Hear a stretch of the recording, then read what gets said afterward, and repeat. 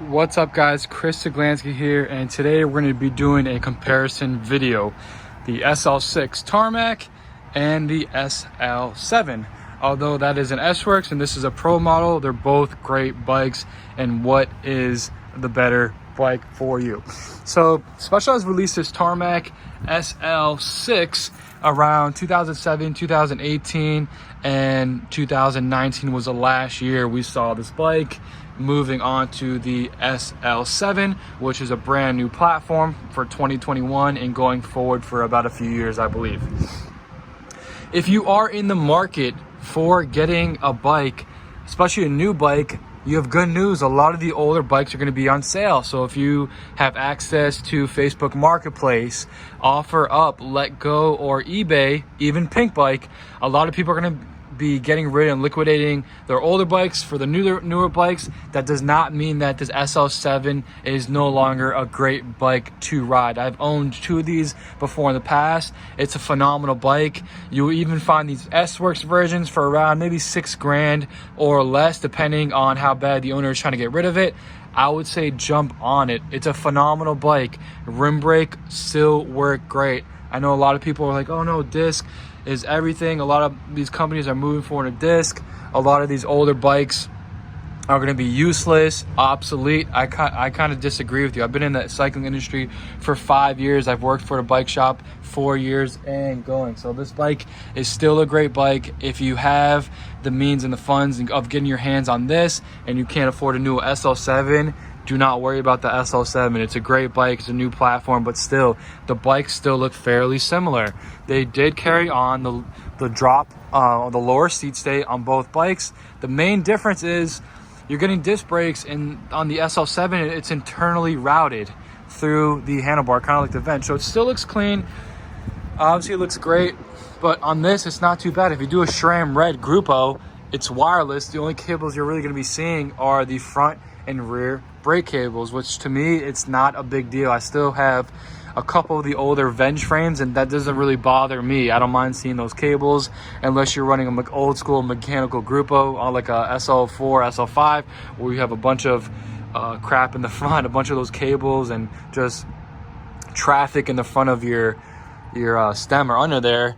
It doesn't look great. But for this, I don't mind seeing a front and rear brake cable and just one in the back. I think it looks fine. It doesn't look that bad at all. So that being said, main comparison, they're both gonna be on the S-Works models, that 12R carbon. I believe on this Pro model, it is a 10R. Yep, so fact 10R carbon is gonna be on the Pro model, which we've seen this on the SL6 Pro. Both SL6 and SL7 S-Works are going to be that 12R carbon, which still is insanely light. Looks really good. Weighs about, I think the SL6 and the SL7 S-Works, depending how you build it up, you're going to be around that 15 pound mark. I'm not sure what it transfers over to kilos, maybe like 7 or 8 kilos. But for people worried about weight, the SL6 in rim brake is still an insanely light bike. I mean, my buddy right here, he's got it built out, and I believe his is around 15 pounds. The same thing for the SL7. It's going to be around that same weight, and they're going to be cheaper and easier for you to get your hands on. I mean, that's really going to be it for comparison. I mean, you could fit both a 700 by 28 seat tire on both of these. Front forks are going to clear on both. Rear seat stay and through that rear chain stay, it gives you the space on both bikes to fit that wider tire, which it seems like a lot of people are going that route anyways. When I first got into the cycling industry, a lot of guys were running 24s. I ran 24s. Last couple years after that, where everyone was going to 25, 26. Now it seems that people are going wider, and a lot of these bike manufacturers are making these forks in the rear triangles, and the way that they're stamping and designing these frames are allowing you to go for a wider wheel, kind of almost like a gravel look.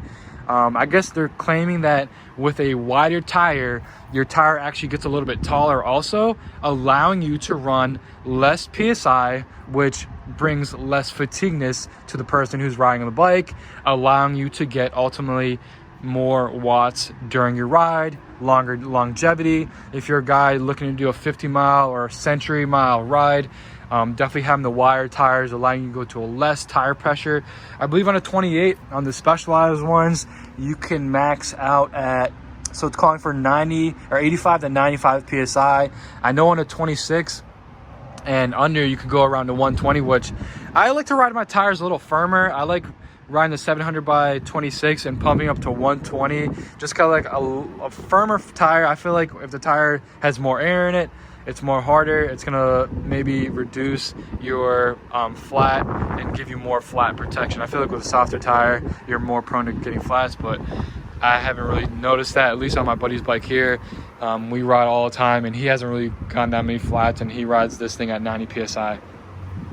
But I mean, that being said, these are the two bikes. If you guys have any comments, any questions on them, go ahead and just drop a comment in the comments box below. Go ahead, like, subscribe, and share this video.